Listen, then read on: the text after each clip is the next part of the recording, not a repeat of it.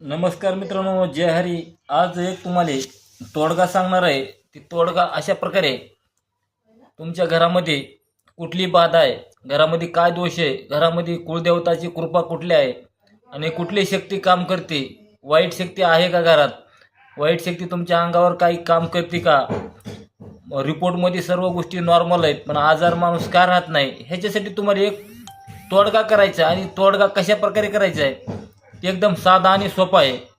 त्याला काय करायचं, पहिल्यांदा एक खापरी दिवा घ्यायचा. आपण एक खापराचा दिवा घ्यायचा, त्याच्यामध्ये चार वाती लावायच्या. चार म्हणजे चार तोंडी दिवा लावायचा चारही दिशेला, पूर्व पश्चिम दक्षिण उत्तर. चारही दिशेला पूर्व पश्चिम दक्षिण उत्तर अशा चारी बाजूने चार पिटवून घ्यायच्या. पिटवून घेतल्यानंतर एक हळदी कुंकू घ्यायचं एकत्र करून, आणि त्या ज्या माणसाचे काही दोष असेल, काय माणसाचा रिपोर्ट नॉर्मल आहे, त्या माणसाहून ते हळद कुंकू 21 वेळा उतरून घ्यायचं आहे. 21 वेळा उतरून घेतल्यानंतर त्यांना सांगायचं आहे काय जे असेल, कुठली शक्ती आहे, वाईट शक्ती चांगली शक्ती, ते आम्हाला कळू द्या. आणि ती हळद कुंकू त्या दिवेमध्ये सोडायचं आहे तेलामध्ये. ह्या तिळाचं तेल वापरायचं आहे, तिळाच्या तेलाचा दिवा लावायचा आहे. असं केल्यानंतर एक मोहरीची पोटली करायची. मोहरी घ्यायची थोडी, आपली कोणची बी मोहरी घ्या.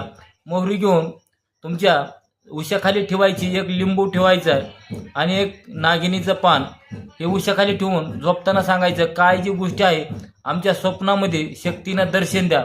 वाईट शक्ती असू दे किंवा चांगली शक्ती असू दे, आमच्या घरात आम्हाला तुम्ही दर्शन द्या आणि काय चाललंय ती कळवा.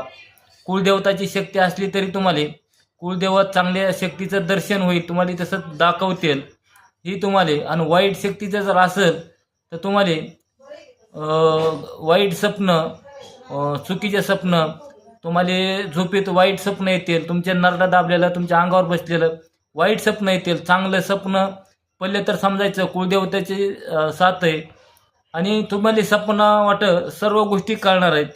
ही शनिवारी सुरू करायचं आहे. शनिवारी 35 शनिवार असे 3 शनिवार जरी तुम्ही केले आणि ती लिंबाचा कलर बदलल.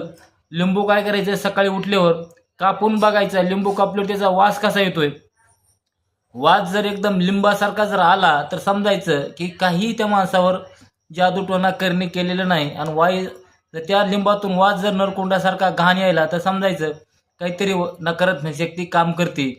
आणि तुम्हाला स्वप्नामध्ये बी सगळं दिसून जाईल काय अडचण येते. जेवढा होईल तेवढा व्हिडिओ प्रत्येकापर्यंत शेअर करा, लाईक करा, घंटीचं बटन दाबा. लवकरच आपण दुसऱ्या व्हिडिओमध्ये भेटू. नमस्कार, जय हरी.